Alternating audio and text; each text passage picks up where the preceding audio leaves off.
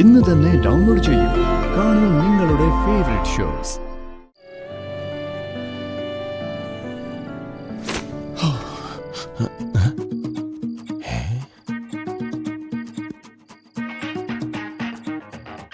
ഇവരൊരുമിച്ചില്ലേ കിടക്കുന്ന?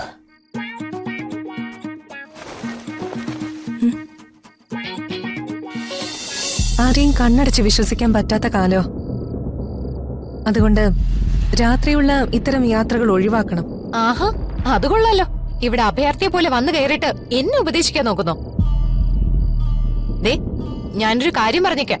ഇവിടെ താമസിക്കുന്നുണ്ടെങ്കിൽ താമസിച്ചോ, പക്ഷെ എന്റെ കാര്യത്തിൽ ഇടപെടാൻ വരരുത്. എനിക്കത് ഇഷ്ടമല്ല. ഞാൻ പറയുന്നതൊന്ന് മനസ്സിലാക്ക്. നിന്റെ നന്മയ്ക്ക് വേണ്ടിയാ ഞാൻ സംസാരിക്കുന്നത്. എന്റെ അച്ഛനും അമ്മയും പോലും എന്നെ ഇങ്ങനെ ചോദ്യം ചെയ്തിട്ടില്ല. മര്യാദയ്ക്ക് നിന്റെ കാര്യം നോക്കി പോവാൻ നോക്ക്.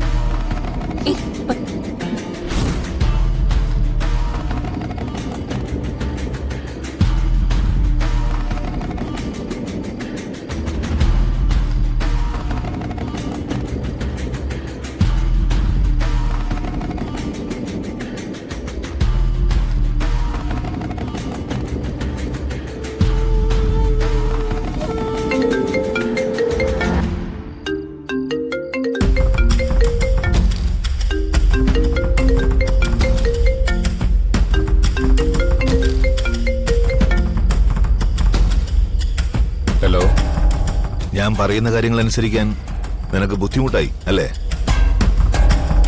സോറി, വീട്ടിൽ ഒഴിവാക്കാൻ പറ്റാത്ത ഒരു ഫംഗ്ഷനിലായിരുന്നു. എത്ര ശ്രമിച്ചിട്ട് ഒഴിവാക്കാൻ പറ്റിയില്ല.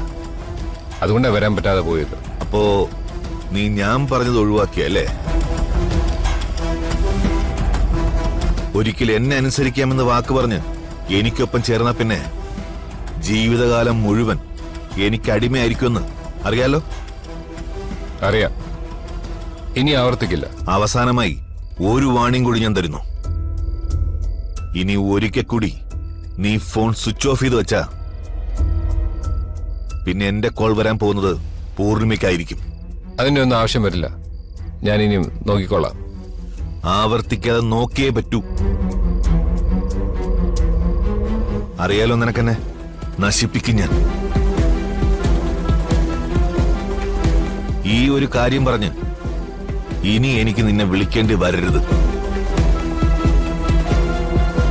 വന്നാൽ ഇല്ല, അങ്ങനെയൊന്നും ഉണ്ടാവില്ല. ഗുഡ്.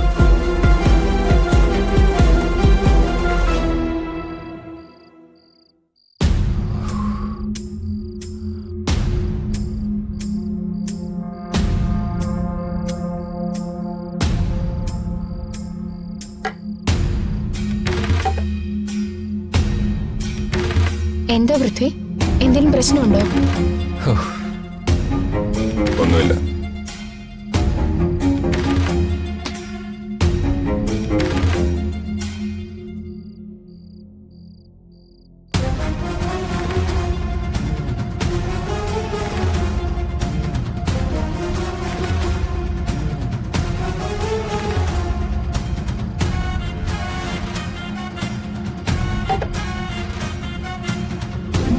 ഇനി ഒരിക്കൽ കൂടി നീ ഫോൺ സ്വിച്ച് ഓഫ് ചെയ്ത് വെച്ചാ പിന്നെ എന്റെ കോൾ വരാൻ പോകുന്നത് പൂർണിമയ്ക്കായിരിക്കും.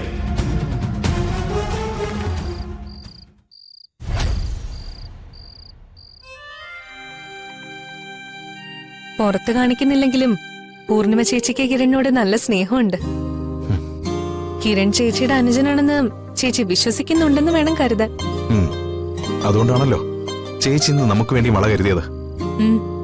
അതെ, ആ ചടങ്ങിൽ നമ്മളെ ഉൾപ്പെടുത്തിയില്ലെങ്കിലും ഒന്നും സംഭവിക്കില്ലായിരുന്നു. എന്നിട്ടും ചേച്ചി നമുക്ക് വേണ്ടി മറ്റുള്ളവരോട് വാശി പിടിക്കുക ചെയ്തത്. സത്യം പറയല്ലോ ദുർഗെ, ചേച്ചിയെ വിഷമിപ്പിക്കേണ്ടി വരുന്നതില് എനിക്ക് ശരിക്കും വിഷമമുണ്ട്. കിരൺ അങ്ങനെയൊന്നും ചിന്തിക്കണ്ട.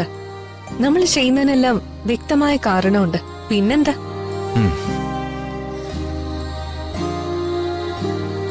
ഞാനൊരു സംശയം ചോദിച്ചാ ദുർഗ എന്നെ കളിയാക്കോ? എന്താ കിരൺ? അല്ല, ഇന്നിവിടെ നടത്തിയ ഈ ചടങ്ങ് വിവാഹം കഴിക്കുന്ന എല്ലാരും ചെയ്യുന്നതാണോ? അല്ല, ഇത് ഇന്ദ്രപ്രസ്ഥം കുടുംബത്തിന്റേതായ ആചാരമല്ലേ. ഈ വീട്ടില് മാത്രമേ ഇത്തരം ചടങ്ങുകൾ നടത്തൂ. ദുർഗയ്ക്ക് അറിയാലോ, ഇത്തരം കാര്യങ്ങളെ കുറിച്ചൊന്നും എനിക്ക് യാതൊരു അറിവുമില്ല. ഒരു കുടുംബത്തിന്റേതായ ചുറ്റുപാടിൽ ഞാൻ കഴിയുന്നതൊക്കെ തന്നെ ആദ്യമായിട്ടാ. നമ്മുടെ ലക്ഷ്യം വിജയിച്ച കിരണിനോടൊപ്പം എന്നും ഈ കുടുംബം ഉണ്ടാവും.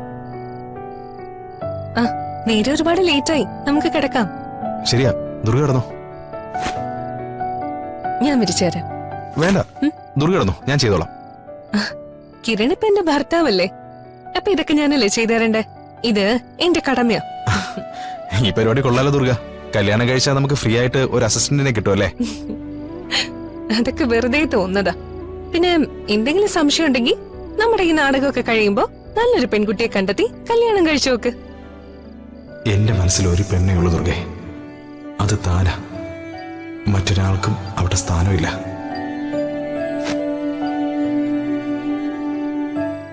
ഹലോ, എന്താ സ്വപ്നം കാണുന്നേ? ഏയ് ഒന്നുമില്ല. എങ്കിൽ കിടന്നോ. Good night. Good night.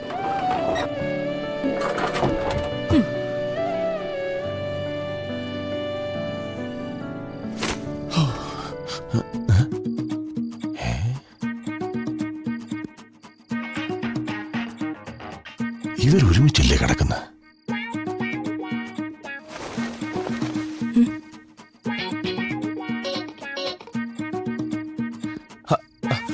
എന്തോ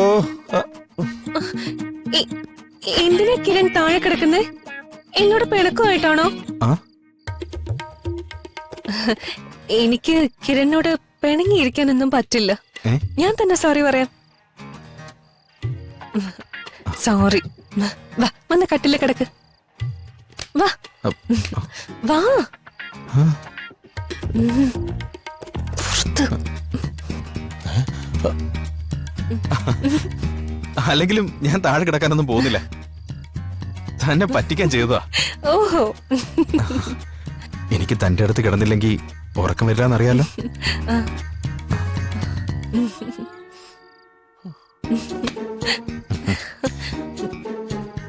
രണ്ടിന്റെയും പെരുമാറ്റത്തിൽ എന്തോ പ്രശ്നമുണ്ട്, കണ്ടുപിടിക്കണം.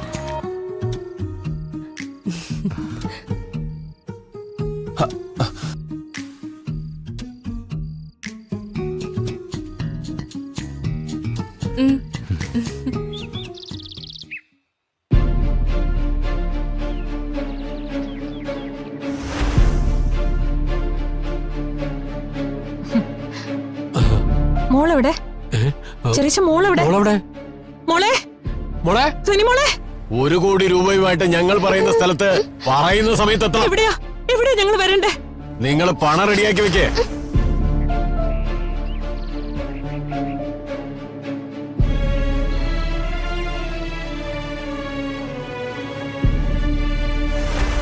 ഞാൻ പൂർണിമ ദേവൻ. ഇന്ദ്ര ടിവിയുടെ ചരിത്രത്തിൽ ആദ്യമായിട്ടാണ് ഞങ്ങൾക്ക് ഇങ്ങനൊരു തെറ്റ് സംഭവിക്കുന്നത്. പ്രേക്ഷകരായ നിങ്ങളോട് എല്ലാവരോടും ചാനലിന്റെ ഭാഗത്തുനിന്ന് ഞാൻ മാപ്പ് പറയുന്നു. എല്ലാവരും ഞങ്ങളോട് ക്ഷമിക്കണം.